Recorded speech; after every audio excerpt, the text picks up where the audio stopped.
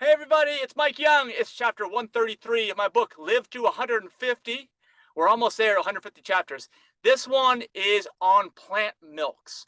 Now, I've had a lot of conversations recently with people who are talking about the vegan products. That's what I'd call this, okay? It's not health food. It's actually junk food, but I still wanted to do a chapter on it because, I could do a chapter on vegan ice creams, and actually the chapter would be short. It would say just eat homemade banana and ice cream. That's all it would say. Banana and ice cream, and don't add any high fat stuff. The cheeses you'd have to make your own at home because the rest of the stuff is too high as a percentage of calories from fat. All the plant-based ice creams you get in the store pretty much are too high of a percentage of calories from fat. The only exceptions are like sorbet or something. But milk, plant milk. What's wrong with plant milk? A lot of that stuff is low fat too. And what about the myths about soy? Don't drink soy. You're going to get man boobs or something. I don't even know. Well, here's my thought on it. Here's what I do. I want to tell you what I do as an individual, and then you can make your own choices. But let's all start with that definition, like I said, that these plant milks are really junk foods. They're really, I don't know if it's crap, but it's definitely junk. Okay. It's not a whole food. There's no way. And the bigger problem with plant milks or any of these products is not the fact that it is a plant and some water, which is basically what it is, blended up to kind of create a creamy thing to resemble dairy. That's it. When you get some cream in, that's the purpose of this stuff. Is to kind of thicken stuff up a little bit. Well, part of the problems here is that when you're dealing with the plant milks in the stores, they have all kinds of emulsifiers, preservatives, all kinds of other ingredients. They're not just two ingredients. I don't just see on the containers water and soy in the soy milk. I don't. They've got all kinds of other stuff. They said, well, we're fortified with this, fortified with that. Well, if you're doing this right, you don't need fortification. And supplements generally will cause cancer, as we talked about in the last chapter. According to Dr. T. Colin Campbell, who I did an interview with them. So search up our aPlantBasedDiet.org YouTube channel for my interview with Dr. Campbell. But anyway, let's get back to plant milks. So there's a lot going wrong with every single plant milk in there. Of course, some are really high in fat too. Let's talk about that. I got a list here. We got some of the low fat ones are soy and almond. But then you get into coconut and cashew, I think maybe even macadamia. These are higher fats. You want to avoid those. And then oat.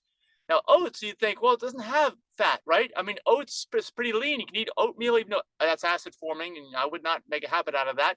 Yeah, you can. But the thing is, oat milk is not just oats. They add oil to it, okay? Oil is that thickener that makes it creamy because, again, the whole idea here is to make something creamy, to resemble dairy and your habits from the past.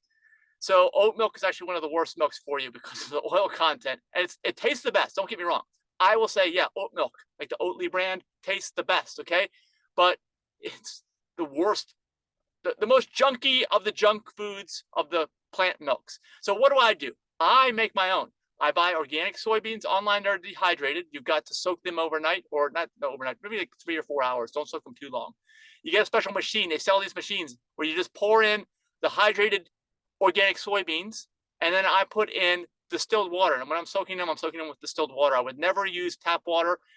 Go to my chapter on that.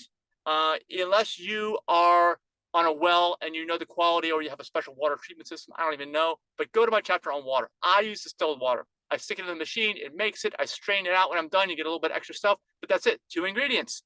It's not the same as the stores. It's not as good. It definitely is not.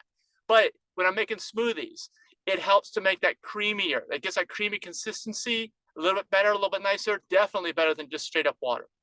And of course, there is more nutrition in there. It's cooked, though. It's like the only part of my smoothie that's not raw, but there's a benefit to that. I think there's a benefit to that. So let me know in the comments, what is your favorite plant milk? And how serious are you? Because if you're super serious, if you're more serious than me, and my goal is to live to 150, you're not going to have any of this stuff, I don't think. Or at least maybe only every once in a while. And really, I only have maybe, I don't know, 3 or 4 smoothies a week. And that's during the warm months. During the cold months, we're traveling too much. I can't even do it. So I'm not drinking all that much. But it is, like I said, a great thing to add into other things that you want creamy. Like if you're someone that makes tea or something and you put all this other stuff into it, remember, don't do coffee. But if you do, I mean, these coffee and tea creamers, they have so many ingredients. It's ridiculous. If you make your own soy milk, just put that in there to cream it up a little bit. That's okay too. We're trying to minimize all the damage. We're trying to minimize, maximize the health and minimize the destruction that we do to ourselves. So plant milks, you got to be real careful. Hopefully you've gotten that from this chapter. And if you have, got that value out of it, please like the video. That really helps us out. It helps us so much.